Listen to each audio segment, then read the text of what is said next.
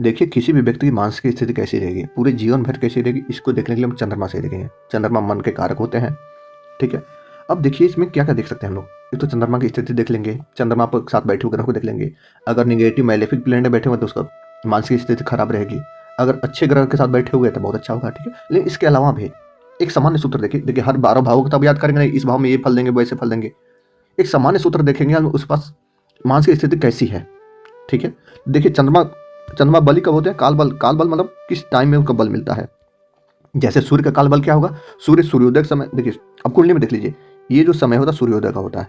पहला अगर सूर्योदय होता है, ये शाम का काल होता है, ये दोपहर का होता है, ये रात्रि मध्य रात्रि का होता है, ठीक है। इसको कुंडली में आप देख सकते हैं ऐसे, ठीक है।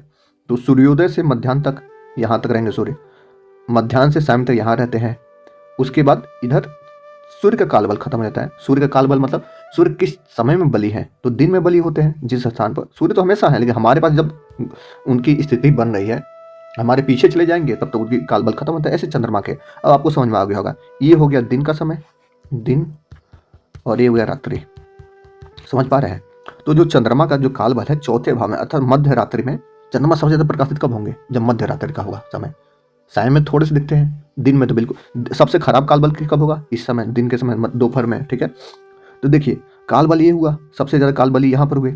इसकी एक घर आगे पीछे भी थोड़े काल बली हो जाएंगे, लेकिन जैसे जैसे सूर्योदय की तरफ जाएंगे, इधर जाएंगे, या सायं से होते होते यहाँ जाएंगे, तो अभी यहाँ तक इन सब घरों में अभी कमजोर हैं, यहाँ भी कमजोर है। तो सबसे ज्यादा बल इनके पास चंद्रमा का काल बल यहाँ पर है, सबसे ज्यादा यहाँ पर है, थोड़ा थोड़ा यहाँ पर है, ठीक है।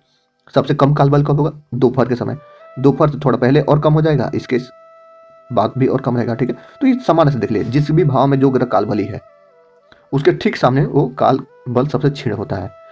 जिधर काल बली है उसके आगे पीछे भी थोड़ा थोड़ा काल बली रहता है, और जहां सबसे कम काल बल है उसके आगे पीछे भी काल बल कम रहेगा। यहाँ भी फिर भी थोड़ा थोड़ा क्षितिज में दिखता रहेगा, सूर्योदय के बाद थोड़ा थोड़ा कहीं दिख सकते हैं जब तक सूर्य का पूरा प्रकाश नहीं आया। सायं यहाँ पर हो रहा है, सायं होने से पहले भी दिखने लगते हैं थोड़ा थोड़ा, तो यहाँ पर नहीं, सबसे यहाँ तो बिल्कुल नहीं दिखते हैं। दोपहर के समय जो होता है बिल्कुल नहीं दिखेंगे वो, ठीक है। इसमें तो समझ पा रहे हैं, ठीक है। तो जिस भी व्यक्ति का चंद्रमा यहाँ पर, यहाँ पर और यहाँ पर है, ऐसा व्यक्ति का मन दृढ़ है, स्थिर है, वहां पर उसके पास मन में, उसके पास काल बल है, मजबूती है उसके मन में।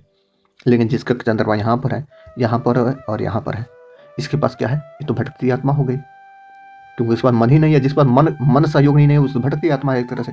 उसको पता ही नहीं है कि मन कभी खुश रहता ही नहीं ऐसे इंसान का। देख लीजिए कुंडली उठाकर, ठीक है। अब आप कहेंगे चंद्रमा 9वें भाव में आ जाए तो ऐसा है तो धर्म के प्रति मन लगेगा, बिल्कुल लगेगा। ऐसे लोग फिलोसोफर बनते हैं जिनका 9 में चंद्रमा है। क्यों? क्योंकि इनका मन भटकती आत्मा है, लग ही नहीं रहा है, लेकिन अच्छी जगह लग गया इनका मन। अभी हो गए फिलोसोफर, इन्होंने धर्म के क्षेत्र में एक्सप्लोर किया, इन्होंने आध्यात्मिक क्षेत्र में एक्सप्लोर किया, मन उधर लगा दिया इन्होंने। तो होगा क्या इनका ये होगा, ये धर्म के क्षेत्र में ऊपर चले जाते हैं, इनके पास फिलोसोफर, लेकिन इनके दोस्त बहुत कम हो जाते हैं फिर। क्यों? इनको लगता है हमारे जैसे कोई है ही नहीं, मतलब इनको घमंड नहीं आता है। ये जिस लेवल पे बात कर रहे होते हैं, जिस लेवल की इनके पास थिंकिंग होती है, इनके लेवल कोई मिलता ही नहीं है। इन्होंने पढ़ लिया 11 उपनिषद, वेद पढ़ लिया, पुराण पढ़ लिया, गीता पढ़ लिया, अब इनके जैसा मिलना मुश्किल है, तो इनकी दोस्ती बड़ी खराब चलती है। लोग सब इनका भटकती आत्मा वहां पर होते हैं लोग, क्योंकि इनके पास ज्ञान हो गया, इनके पास आगे पीछे कोई है नहीं। अब समझ पा रहे हैं इस बात को, ठीक है। यहाँ पर है तो मन उनका दृढ़ है, ठीक है। यहाँ पर और देखिए, यहाँ पर वालों का, इन 3 घर वाले चंद्रमा का, ठीक है। अगर 9वें भाव में भी देख लीजिए, 9वें भाव में अगर यहाँ पर भटकती आत्मा, इन लोग हमेशा चाहिए हमारे जीवन कोई पार्टनर चाहिए, कोई इनको लव अफेयर, बहुत ज्यादा लव अफेयर इन लोगों का। इधर वाले थोड़ा मन स्थिर होता है, खुद में खुश रहते हैं। इधर वालों का ऊट पटांग रिश्ते बनाते रहेंगे, हर समय बदलते रहेंगे, ठीक है, मन कहीं नहीं लगेगा। यहाँ और यहाँ वाले कर्म क्षेत्र में मन लगा लेते हैं। देखिए 10वीं का चंद्रमा जो होता है उच्च पद भी देता है, 9, 10, 11 में ये उच्च पद भी देते हैं। मन यहाँ लग गया तो मतलब सोशल सर्कल में लग गया। यहाँ वाला तो बहुत अफेयर, मतलब इनका बहुत ज्यादा रिश्ते बनते हैं 11th वालों के लिए, ठीक है। 9 में थोड़ा धर्म के क्षेत्र में चले तो ठीक है, नहीं इनका भी भटकती आत्मा है। 10 में कलिक के साथ मन लग गया इन लोग का, ठीक है। और भी व्यक्ति की मानसिक स्थिति देखना है तो एक होता है केमद्रुम योग। अगर जहाँ भी चंद्रमा बैठे, मान लीजिए यहाँ चंद्रमा बैठे हैं, अगर यहाँ कोई ग्रह ना हो और यहाँ ना हो, अर्थात केम मतलब इकलौता, द्रुम मतलब डंठल, इकलौता पेड़, ऐसे इंसान का आगे पीछे कोई नहीं होता है। ऐसे व्यक्ति को आगे पीछे कोई नहीं, घर के इकलौते जिम्मेदार होते हैं ये, ऐसे लोग केमद्रुम वालों का, ठीक है। तो इनको संभालने वाला कोई नहीं होता, बड़ी परेशान है, बहुत संघर्ष होता है इनके जीवन में, ठीक है। जैसे मान लीजिए चंद्रमा कहीं बैठ, किसी भी भाव में बैठ गए और इसके आगे और पीछे कोई नहीं बैठा है, मतलब इसको मन के संभालने वाला कोई नहीं है। हाँ, अगर इस पर चंद्रमा पर गुरु की दृष्टि पड़ जाती है, तो केमद्रुम का भंग हो जाता है, अर्थात किसी डिवाइन चीज का उसके ऊपर ब्लेसिंग आ गया, कोई गुरु मिल गया इनके लाइफ में, ठीक है। और वैसे गुरु का चंद्रमा गुरु के अंदर में तब तो गज के श्री बन गए, तब तो बहुत अच्छा है, ठीक है। एक केमद्रुम से देख सकते हैं। चंद्रमा के साथ अगर साथ में वाले ग्रहों को देख लेंगे, जैसे शनि बन गए तो ये विषयोग बना दिया, ऐसे लोग सरकारी नौकरी तो पाएंगे लेकिन मानसिक स्थिति ठीक नहीं रहेगी। चंद्रमा के साथ राहु बैठ गए तो पितृदोष का निर्माण कर दिया, माता के पक्ष से इनको पितृदोष है। ठीक है, इनकी मानसिक स्थिति, इनकी या इनके घर में किसी न किसी व्यक्ति की मानसिक स्थिति खराब रहती है।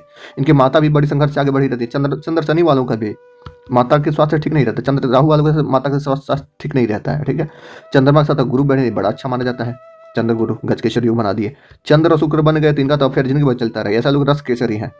शुक्र है रस, और मन किस में लग गया, रस पाने में। शुक्र चंद्रमा, मन किस में लग गया, अफेयर में, दिन रात अफेयर करते रहेंगे। चंद्रमा बुध बन गया, दोनों चंचल। आप ऐसे इंटेलिजेंट होते हैं, अच्छे ओरिएंटेड, अच्छे वक्ता होते हैं, लेकिन वही पाप योगी है। इनको इनके बुध बहुत अस्थिर ग्रह है, हालांकि इंटेलिजेंट है, और चंद्रमा अस्थिर है। दोनों बहुत मतलब इनका विचार बहुत तेज बदलेगा।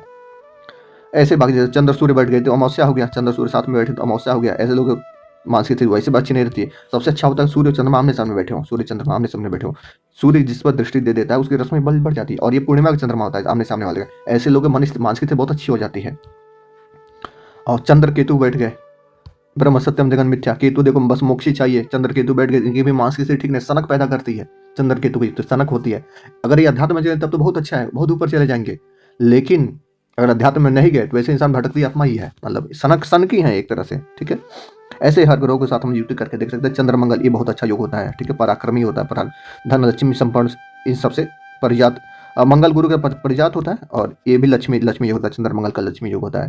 तो इस तरह पर हम किसी भी व्यक्ति के मानसिक स्थिति कैसी है, वैसे इंसान सोचता कैसा है, ऐसा इंसान बिहेव कैसे करता है, इसकी पूरी लाइफ स्टाइल कैसे रहेगी, चंद्रमा से हम लोग देख सकते हैं। इसीलिए देखिए जितनी विंशोत्तरी दशाएं चलती हैं ये लोग हम चंद्रमा से देखते हैं। लग्न के आधार पर नहीं, लग्न नक्षत्र पर नहीं देखते हम लोग, चंद्रमा नक्षत्र पर देखते हैं। इसीलिए हमारे पास 3 प्रकार की कुंडलियां जो मुख्य कही जाती हैं, लग्न कुंडली, चंद्र कुंडली और सूर्य कुंडली। उसमें भी देखिए लग्न कुंडली तो हमेशा पूरे जीवन का होता है। चंद्र कुंडली की इंपॉर्टेंस देखिए, चंद्र कुंडली के आधार पर दशाएं चल रही हैं, विंशोत्तरी दशा, और चंद्र कुंडली के आधार पर वैवाहिक मिलापक होता है।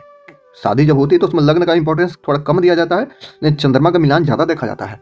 हालांकि लग्न से भी देखा था कि खड़ाष्टक न बनाए, और भी देखा था दिन के एक दूसरे के लिए कैसे रहेंगे, दोनों का तत्व कैसे रहेंगे। जो चंद्रमा की स्थिति सबसे ज्यादा, अगर मन मिल गया किसी का एक दूसरे से तब तो शादी चल जाएगी, पार्टनरशिप चल जाएगी, जो भी चीजें चल जाएंगी। ठीक है, चंद्रमा की स्थिति ही कुंडली में बताती है कि व्यक्ति कैसा है। चंद्रमा सप्तम में बढ़ जाते हैं, ऐसे इंसान का जीवन भर इनके पास क्या चाहिए, इनको सप्तम के चंद्रमा है। चंद्रमा जब सप्तम में बढ़ जाए, चंद्रमा की 27 पत्नियां थी, एक जगह इनका मन लगता ही नहीं है। पत्नियां 27 थी, उसके बावजूद इन्होंने देवगुरु के पत्नी के साथ इनका अफेयर चल गया था।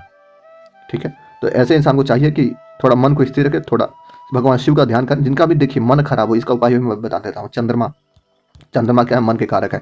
चंद्रमा जिसको खराब हो उसको क्या करें कि शाम में जब भी चंद्र हो, ठीक है, एक तो चंद्र अर्घ दिया करें, सूर्य का अर्घ होता है, चंद्र का अर्घ होता है, और चंद्र का भी गायत्री होता है, उसका जप कर सकते हैं। नहीं तो भगवान शिव का ध्यान करें, भगवान शिव के ही मस्तक पर चंद्रमा विराजमान है। और ओम चंद्रशेखराय नमः, देखिए ओम नमः शिवाय जपते हैं वो भी अच्छा है, क्यों, भगवान शिव का मंत्र। लेकिन उनके विशेष गुण ओम चंद्रशेखराय नमः, ओम चंद्रशेखराय नमः, इसका सायंकाल में मतलब रात्रि में जपे तो ज्यादा फायदा रहेगा। भगवान शिव को सफेद चीजों का अर्पण करें तो भी अच्छा रहेगा। ऐसे इंसान का चंद्रमा किसी खराब हो तो इस प्रकार के हम लोग कर सकते हैं। देखिए चंद्रमा की स्थिति ठीक नहीं हो, जीवन में लाख कमा लेंगे फिर भी सुखी नहीं हो इंसान। चंद्रमा की स्थिति ठीक है, कुछ नहीं है, तब भी इंसान संतुष्ट है। ठीक है, आपकी कुंडली में कैसा है चंद्रमा, इसको जानने के लिए आप हमें पिंग कर सकते हैं, हमें व्हाट्सअप कर सकते हैं। हमें आपको सारे आपकी क्वेरी होगी जो मैं सॉल्व कर दूंगा, कुछ रेमेडी भी मैं बता दूंगा। ठीक है, बस वही है कि आपको शुल्क देना पड़ेगा।